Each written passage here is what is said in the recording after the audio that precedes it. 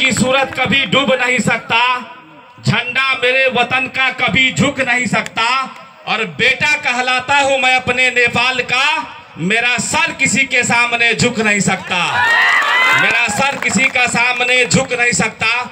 और वक्त नहीं है कि मैं कुछ बोल सकूं कि कितना प्यारा प्यारा ये झंडा है नेपाल का। ये जो देख रहे हैं झंडा, कितना प्यारा प्यारा ये झंडा है नेपाल का।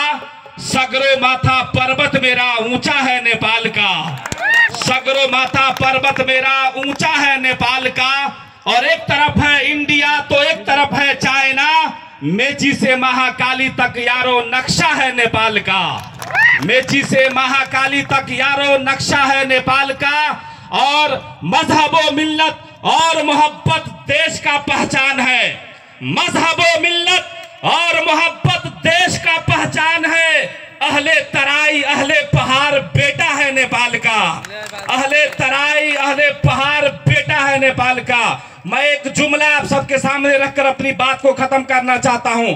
हम नेपाल के बेटा है और हम उस तराई नगरी से आते हैं जिस तराई नगरी में बड़े बड़े सियासत नेता पैदा होकर मुल्क नेपाल में एक अपनी जिम्मेदारी निभाते हैं। लेकिन आज अफसोस की मकाम है कि कई पार्टियों के बड़े बड़े लीडरान मिलकर अपने औलादों को एक अच्छे अच्छे यूनिवर्सिटी में पढ़ाने के लिए भेज देते हैं। मैं अपने माननीय जी के उपस्थित में इनकी मौजूदगी में सलामत अली एक जुमला कहना चाहता है मधेश वासियों के लिए कि आज की नगरी में, मधेश की नगरी में कुछ दिन से आज सोशल मीडिया पे देख रहे हैं एक रिंकू बेटी को बलात्कार कर लिया है। पूरा नेता खामोश है, अदालत खामोश है, प्रशासन खामोश है, लेकिन एक भी नेता बोलने के लिए तैयार नहीं है। क्या वो गरीब की बेटी है? क्या वो गरीब की बेटी है? क्या वो मुसलमान की बेटी है? क्या एक गरीब तबके की बेटी है? अगर उसी में अगर अमीर की बेटी होती तो पुलिस प्रशासन सब उसको इस्तेमाल करता। मैं इस मंच से दोहा कतर में रहकर मैं आपसे कहना चाह रहा हूं माननीय जी, हम चाहे जिस पार्टी से हो, मुझे फख्र नहीं है, उस बेटी को इंसाफ मिलना चाहिए और उस जालिम को फांसी के फंदे पे लटकाना ये आप लोग की जिम्मेदारी है, क्योंकि आप उस देश के नेता हैं जिस देश ने आपको एक प्लेटफार्म बना करके दिया।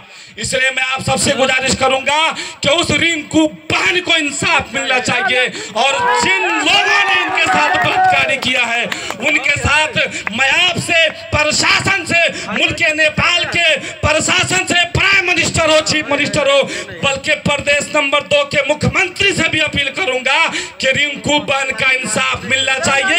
यही अपील नौजवानों का भी है और कतर में रहकर तमाम नौजवान आपसे अपील चाहता है और हम भी आपके पार्टी के नाते होने के आपको कर रहे कि उस रिंकू बहन को इंसाफ मिलना चाहिए। धन्यवाद।